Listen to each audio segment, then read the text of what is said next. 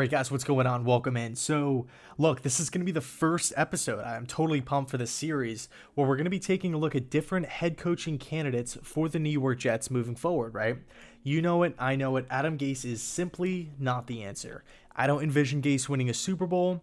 I don't see Adam Gase consistently taking this Jets team deep into the playoffs, nor do I ever see him being able to compete for the division, being able to, battle back and forth with teams like the New England Patriots and Buffalo Bills. So I think with Gase, and then, I know he's still the head coach currently, but I think it's just a matter of time at this point.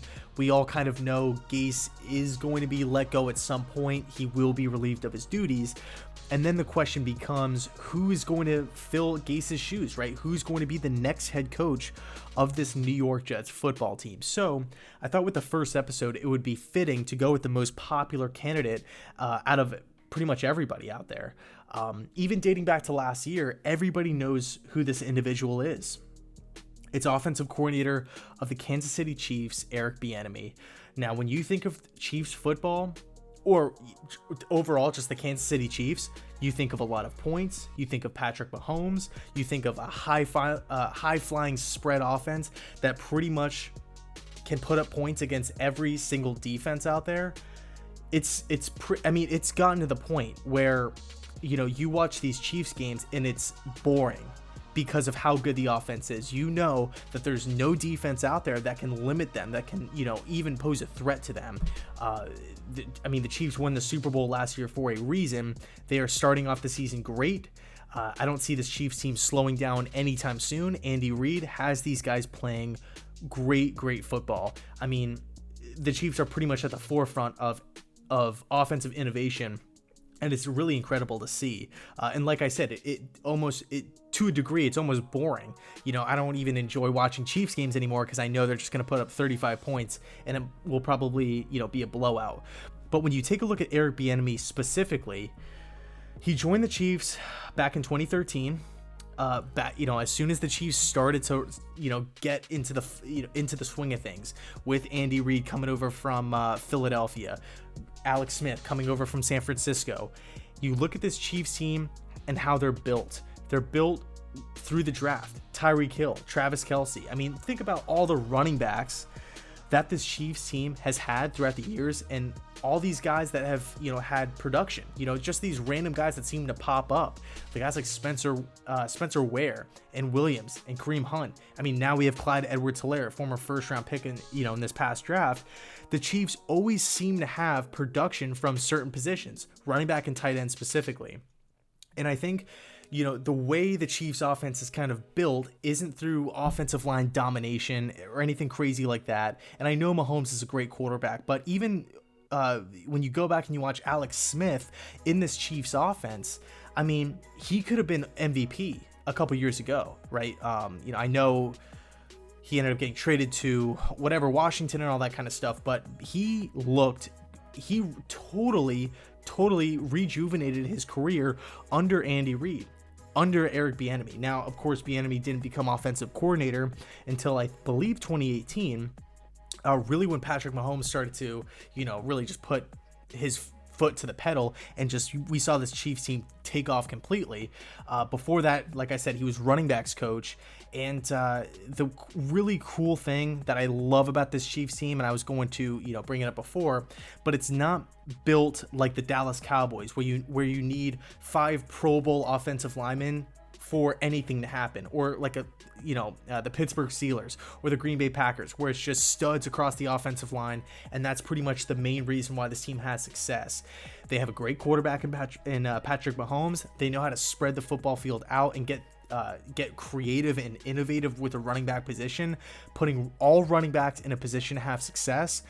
And as far as skill positions go, they know what they look for. They look for explosive, highly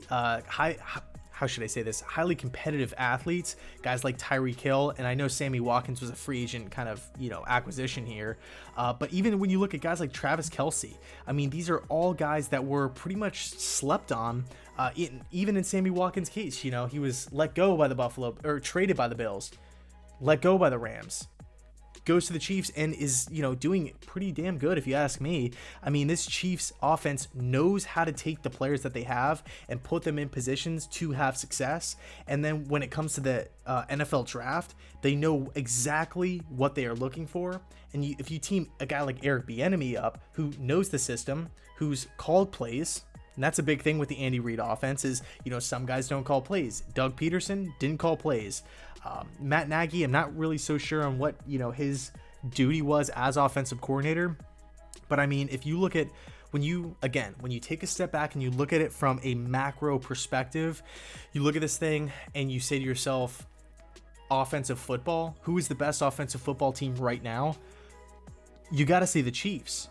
Who's manning that? It's Andy Reid. And who's right underneath Andy Reid, helping him prepare each and every week? It's Eric Bieniemy. And if Eric Bieniemy is interested in this Jets team, then the Jets have got to pick up the phone.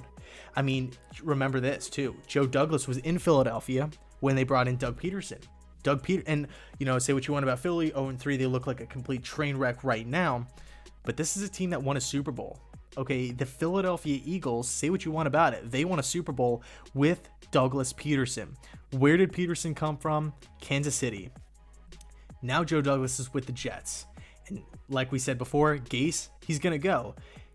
This is Douglas's opportunity to pick up the phone and reach out to Kansas City, reach out to Bieniemy's team, his agent, whatever, and see if he's interested for an interview. Bieniemy interviewed with this Jets team last year, and I know there's going to be some people that say, if Bieniemy's that good, he should have gotten the job anyway last year. Well, the Jets not only let Bieniemy leave, but they let Cliff Kingsbury leave as well, and he's looking like he's building an absolute titan with the Arizona Cardinals. They didn't pounce on the opportunity for Matt LaFleur, and they decided to hire Adam Gase, and he's essentially going to be fired within a few weeks. So I don't think we should blame Eric Bieniemy for not getting the job with the Jets. I think we should turn our attention more so to Chris Johnson and, ask ourselves, what was that about? Why did we go with Adam Gase in the first place? Start criticizing the culture in New York as opposed to the guy who failed the interview or, did not pass, whatever, however you want to say it. So the point I'm trying to get to is that I would love Eric Bieniemy. I really would. Now, last year, I was a little hesitant to kind of jump on board because I just did not want the Jets to follow this trend of, okay, let's just go blindly fall in love with stats and numbers and just think it's going to be duplicated or replicated with this Jets team. But after, as we stand right now and looking at how bad the Jets are and looking at what the Chiefs did last season in the playoffs, what they're continuing to do this season, they're picking up pretty much right where they left off. And I'm on board. I'm totally on board with Eric Bieniemy. He seems like a motivated individual, pretty much like an anti-Gase, a guy who's going to rally the crowd up. Guys want to play for him. Now it would be interesting to see Bieniemy's staff around him, right? Like, would he bring a guy like Kafka over from Kansas City to this Jets team to maybe be an offensive coordinator or a QB coach? We'll see. I mean, we don't really know. John DeFilippo's out there. We don't really know how the staff will be put together, and I don't know how much impact Bieniemy would have on the defensive side of the football. So maybe it would be beneficial to keep a guy like Greg Williams out there. I know the Chiefs a couple years ago, they interviewed Rex Ryan, believe it or not, but I don't know, that's kind of a sketchy road to go down, if you ask me. As far as getting Rex in the building to be D coordinator, another video for another day. Anyway, let me know your thoughts down below in the comment section about Eric Bieniemy. Would you like him for this Jets team? I certainly would. I think he would bring not only a sense of enthusiasm, he would create a spark within this Jets organization, a spark that they have not had in a long, long time. And I think he would bring offensive innovation and respect. Players know, fans know, Eric Bieniemy is a Super Bowl champion. He's at the forefront. He's at the helm of this of Kansas City's offensive greatness, however you want to word it. Players will pick up on that. You think Mekhi Becton wouldn't respect a guy like Eric Bieniemy? This guy's coming in from Kansas City, the most well-respected team in 2020, in 2019. So I'll leave it there. Let me know your thoughts down below in the comment section. Would you like an Eric Bieniemy? I certainly would. Thanks so much for watching, and as always, go Jets.